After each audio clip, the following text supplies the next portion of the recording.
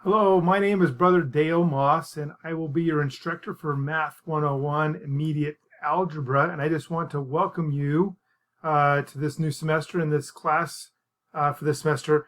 And I just wanted to give a few introduction things about myself so you know who I am by a name, a face, a voice, and hopefully it makes you feel a little more comfortable that you can come and talk to me and get answers to questions you might have. Anyways, like I said, we're in Math 101, Intermediate Algebra. This is going to be my first time teaching this class. I've taught other BYU Idaho classes, but this will be the first time for this one. So you and I will get a chance to be able to learn and grow and figure this stuff all out together. Anyways, a little bit about myself. I'm going to go through a few slides here. I live and reside in Sparks, Nevada. Some people don't know where that is. It's actually where Reno, Nevada is. It's like a subdivision of it. And if anybody doesn't know where Reno, Nevada is, it's over here on the west side of the border of Nevada, right here on that corner, just right there. And it's right next to, just over the mountains from Sacramento, California, and then a few hours away from San Francisco. We have some great, beautiful things that go on here in Reno. We have Lake Tahoe. It's about a 45-minute drive to get up to. We have mountains that are called the Sierra Nevadas. I've been born and raised here my entire life, except for the few years that I may have gone on my mission or have gone to school. My parents still live in the same house that we've lived in since I was 8 years old. Excuse me. But anyways, just a little bit about where I'm from and where that, because the big thing that some people have no idea about if they've never been or seen a map of Nevada or even of the United States is that people say, well, how close are you to Las Vegas? Isn't it just right down, just a little ways away? No, Las Vegas is way down here at the southern part. It's about a 7 to 8 hour drive to be able to get there. About myself too, as an instructor, I was able to go to Brigham Young University after I graduated from high school, of course. When I was in high school, I played multiple sports, and that was most important to me. I played football in the fall. I played basketball in the wintertime. I ran track and field in the spring. And then I went on and went to a year of school at BYU, and then went on my mission, and then came back and finished up my degree. Anyways, when I was at BYU, I got a chance to get a Bachelor's of Arts in Math Education with a minor in Physical Education. I also had a coaching emphasis on there where I was certified as a coach. While I was at BYU, I had the privilege and honor of being able to play football there while I was at BYU, which was super fun because I got to travel a lot and got to see a lot of the country. And then after I graduated, I ended up getting a master's degree in 2 different categories from Grand Canyon University, which is also an online format that I went through for that. And this is located in Phoenix, Arizona. But anyways, I got a master's degree in teaching and then a master's degree in school administration and go from there. So I'm always learning, always moving with this. Now, as an instructor for BYU, and BYU Idaho, I've in the Pathways program. This is actually my sixth semester teaching. I taught a little bit of what was called Math 100G for 2 semesters. Then what is a class called PC 101 for 1 semester, and then PC 102 2 semesters. And then this will be my first semester teaching Math 101. My daily job that I do is a secondary teacher, which I teach at the high school level, and I've been teaching for about 25 years, and I've been to 3 different schools, but I've stayed at the current school I'm teaching at right now for 20 years, and I've seen all my children go through that school as well while I've been there. While at the school and even teaching, I've taught math, and that's taught some science, and taught some health and some PE. Because of my PE minor and because of the love of teaching, I also love to coach after I got done playing. So I coached football as an assistant coach for a while. And then track and field, I was an assistant coach. And then the last 13 years of my career before I retired from it, I was the head coach of the program here. And shows me a bit of a picture of me running around the track at our place. Anyways, that's me. Now my family, here's my wife, Sean, and we were married on December 17th, 1992 in the Las Vegas Temple. These are a couple of pictures from a trip that we took to New York and Niagara Falls a few years back. And that was super fun to be able to do that stuff. With our marriage, we've been able to have 4 kids. But before I get into that, my wife and I and our families, or at least our families, growing up lived about 2 or 3 blocks away from each other. So we've pretty much known each other our whole lives. Her little brother was more of a friend to me than she was. I wasn't interested in girls that much because sports were so important to me.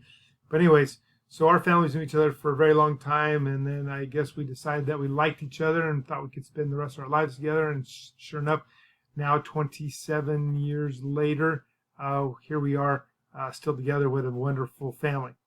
My wife and I both served missions. My wife served her mission in Columbus, Ohio. I served my mission in Germany. I was there from 88 to 90.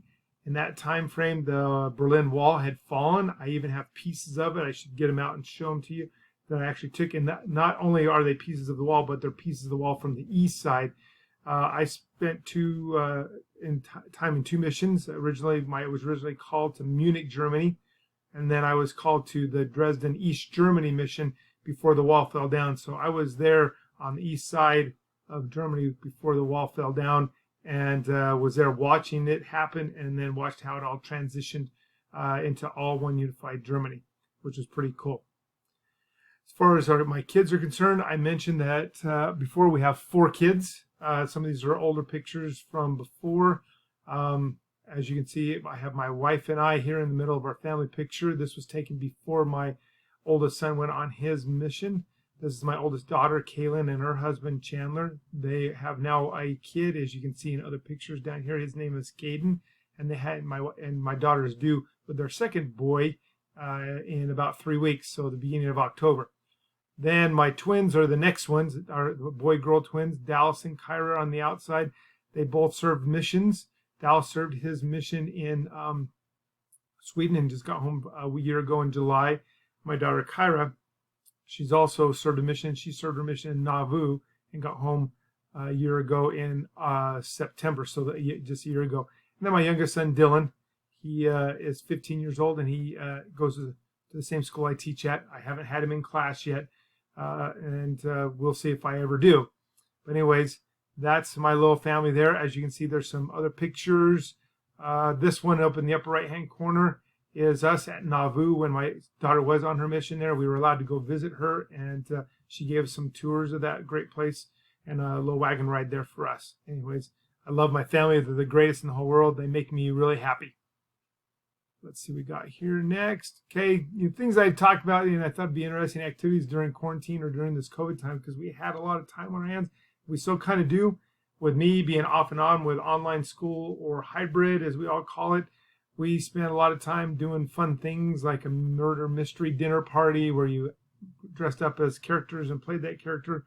I don't play very many video games, but my kids do a little bit, so I played a little bit with them. We played some sports, played board games, did a lot of gospel study, learned to cook new things. I finally was able to I have my mission pictures on slides, so I transferred them in and saved them.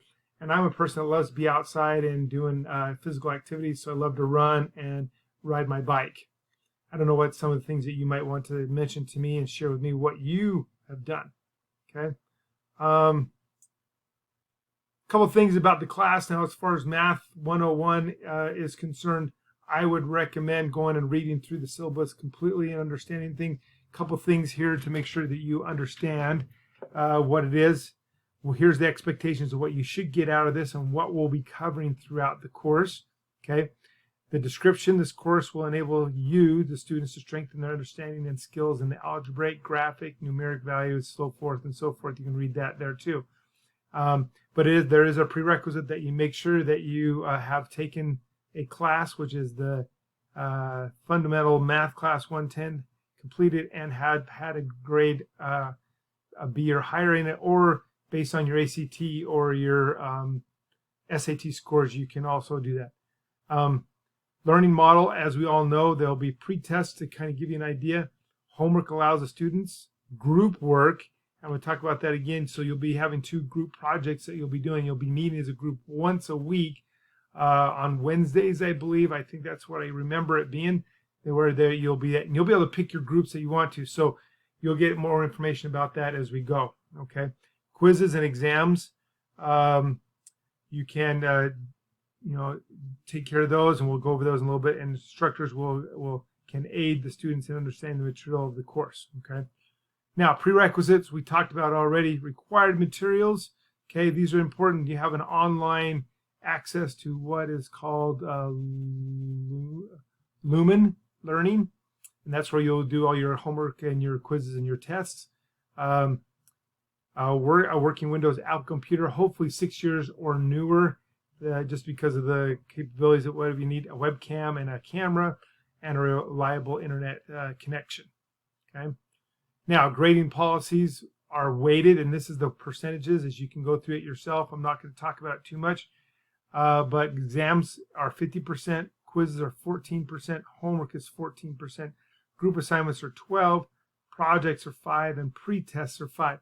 Now, the interesting thing, you might go through this, on quizzes and tests, the most important thing is that you can only take the quiz and test once, and you'll have one chance to answer the question, whereas in your pre-tests and other homework assignments, you'll have opportunities, and I believe it says up here, take each problem up to 5 times, to do that, and you'll get half credit for each one if you don't get it right on the first one.